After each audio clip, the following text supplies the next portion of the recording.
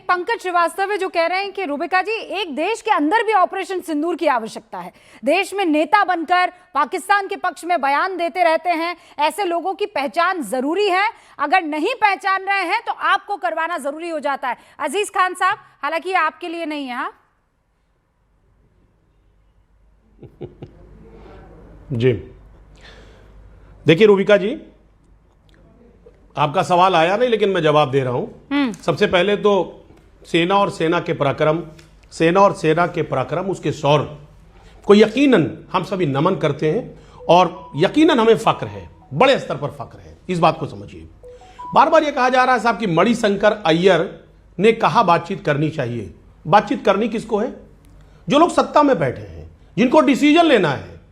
मैं सवाल इस बात का पूछना चाहता हूं, अभी जनरल साहब ने भी कहा और कर्नल उत्कर आवाज, दोनों लोगों की बात मैंने सुनी। दो हमारे फौजी भाई बैठे हुए हैं, दोनों फौजी भाई बैठे हैं, उनका क्या व्यू है?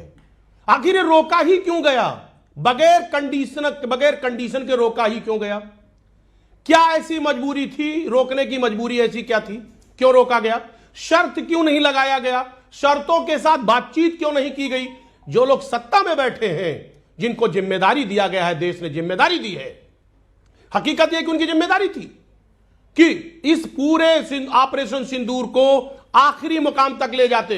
आखिरी मुकाम तक तो ले जाने में कहीं ना कहीं आज बीजेपी सक्षम नहीं हुई, लेकिन हमारे जो फौजी हैं, हमारे जो भाई हैं, हमारी जो आर्मी है, यकीन मानिए वो अगर उसे मौका मिलता तो सच बता रहा हूं कि पाकिस्तान का जो वजूद है वो शायद नक्शे से खत्म हो जाता। हकीकत यही है।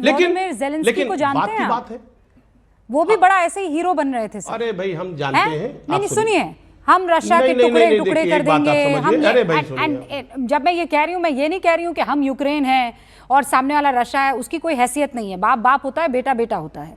लेकिन और नालायक बेटा तो आप जानते हैं कैसा होता है। लेकिन मैं आपसे ये कह रही हूँ कि वॉर, क्या हम लोग वॉर मॉन्गरिंग के लिए तो यहाँ पर बैठे नहीं है सर। ऑपरेशन सिंदूर का मतलब वॉर नहीं था। ऑपरेशन सिंदूर का मतलब ये था कि हमें पता है उनकी कौन सी नब्ज को काटना है, कौन सी नब्ज को दबाना है। और ये मैं तब कह रही हूँ जब मतलब सेना ने जो स्ट्रैटेजी बनाई होगी वो हम नहीं जानते हैं। हमें जितना आपको पता है उतना मुझे पता है।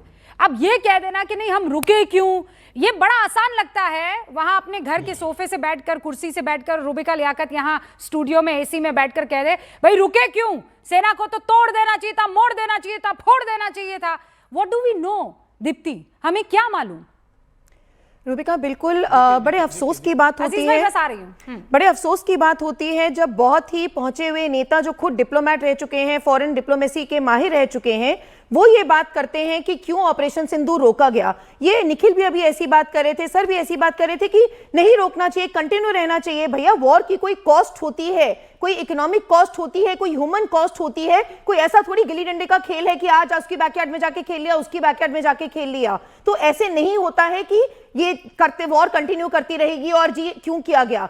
आप जो बात कर रहे हो बार बार की क्या किया क्या नहीं किया, देखिए अमेरिका की जो स्ट्रैटेजी रही है, पाकिस्तान है कौन, पाकिस्तान की अपनी हैसियत क्या है? पाकिस्तान चाइना के डेट में घिरा हुआ देश है, अमेरिका के जा जाके घुटने टेकने वाला देश है, वर्ल्ड बैंक के आगे जाके कटोरा लेके जाता है, ये दे दो वो दे दो, वहां पे वो बुलाते हैं तो उठ के चले जाते हैं, उनके आर्मी जनरल ही चले जाते हैं वहां बिरयानी खाने। तो पाकिस्तान को इतनी अहमियत दी क्यों जाती है, ये बहुत अफसोस की बात होती है। जो मैं बात कर रही थी कि अमेरिका 3 स्ट्रैटेजीज पे खेलता है। किसी भी देश को झुकाने के लिए वो स्ट्रैटेजी चलाता है, या तो टैरिफ्स जैसी चीजें लगाओ, सैंक्शंस लगाओ। उसमें जो ये नया भारत है झुका नहीं, हमने देख लिया 25%, अगले 25%, 500 की भी बात हो रही है, 25 ईरान को लेकर बात हो रही है, हम बिल्कुल झुक नहीं रहे हैं। दूसरा वो करता है डायरेक्ट वॉर, वो उसकी हिम्मत ही नहीं है कि भारत में इस समय वो रुक कर ले। फिर वो जो तीसरी स्ट्रैटेजी पे चलता है कि डीप स्टेट एक्टिवेट करता है ऐसे छुटपुट लोगों को, जो सर भी बात कर रहे थे कि पैसा दिया गया हो, क्या दिया गया हो, हमें क्या पता। ये उस स्ट्रैटेजी पे जो अरब स्प्रिंग की स्ट्रैटेजी थी, जो बहरीन में अमेरिका ने करी थी, ये उस स्ट्रैटेजी पे चल रहे हैं। हमारा भारत हमेशा बुद्ध प्रधान देश रहा है, हम वासुदेव कुटुंबकम के देश वाले हैं। हम अगर खड़े हैं तो बिल्कुल तैनात खड़े हैं, लेकिन हम फर्स्ट एक्ट नहीं करते हैं। और जो बार बार बात हो रही है रूबिका, बस 2 मिनट में खत्म करूंगी कि ये करना चाहिए था, वो करना चाहिए था। मैं बिल्कुल एक इकोनॉमिस्ट की तरह बात करती हूँ, इंटरनेशनल एक्सपर्ट की तरह बात करती हूँ।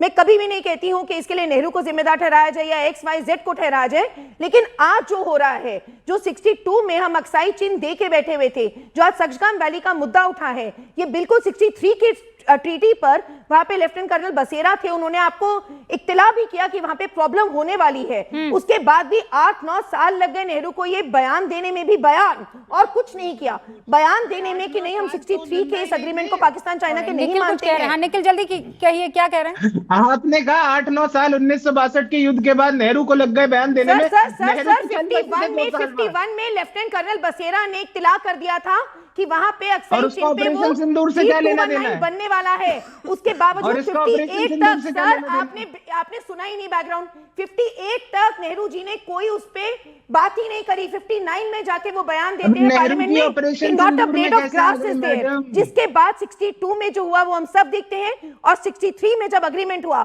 उसके बाद भी कांग्रेस ने केवल हम नहीं मानते खेलते वो ये कह रहे हैं, नहीं चलता। वो कह रहे हैं अक्साई ऑपरेशन सिंदूर में नेहरू जी कहां से आ गए? हाँ ठीक है, पूछ लिया। पाकिस्तान की हैसियत क्या है, मैंने तो यही कह दिया, किसके दम पे खेल रहा है सर, वही उसका आंसर है।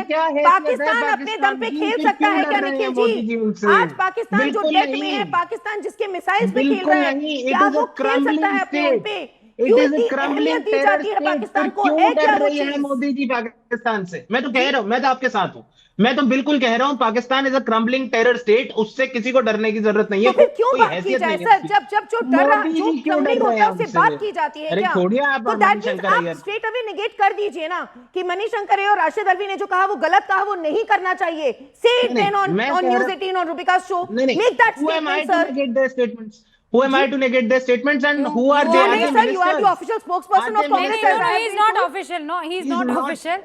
हम तो चाहेंगे ऑफिशियल होना भी मत निखिल, ऑफिशियल हो जाएंगे तो फिर मेरे शो में ही नहीं आएंगे आप। अभी नहीं होना अपने को ऑफिशियल, ठीक है? अभी अनऑफिशियल चलाते हैं काम जी, ठीक है Nikhil ji? But as a भारतीय स्टेटमेंट दे सकते हैं ना निखिल जी कि ये गलत बोला। मैं तो एज अ भारतीय स्टेटमेंट दे रहा हूँ, पाकिस्तान के 2 भाग करने के लिए सेना को टारगेट दीजिए और सेना आप पीएम मोदी के बयानों को नेगेट कर देते हैं, आप शाह के बयानों को नेगेट कर देते हैं, आप बहुत सारे ये बड़े बड़े नेता जो इधर उधर हैं उन सबको नेगेट कर देते हैं। Manishankar Iyer, who you think is a nobody, उनके बयान को भी तो नेगेट कीजिए ना, क्या प्रॉब्लम है? Never said he is a nobody and the reason I don't negate उनका बयान is because he is a career civil servant and a career diplomat। मुझे जो भी पता है नहीं पता, मेरे से ज्यादा पता होगा। नहीं, उनकी कोई हैसियत नहीं है। नहीं पीएम मोदी तो करियर डिप्लोमेट, फिर फर्क बताता हूँ। एक व्यक्ति हैं जो एक अपंजीकृत संस्थान के लिए प्रचार कर रहे थे ना, जब गली गली जाके, ये व्यक्ति मणिशंकर अय्यर जॉइंट सेक्रेटरी थे मिनिस्ट्री ऑफ एक्सटर्नल अफेयर्स में।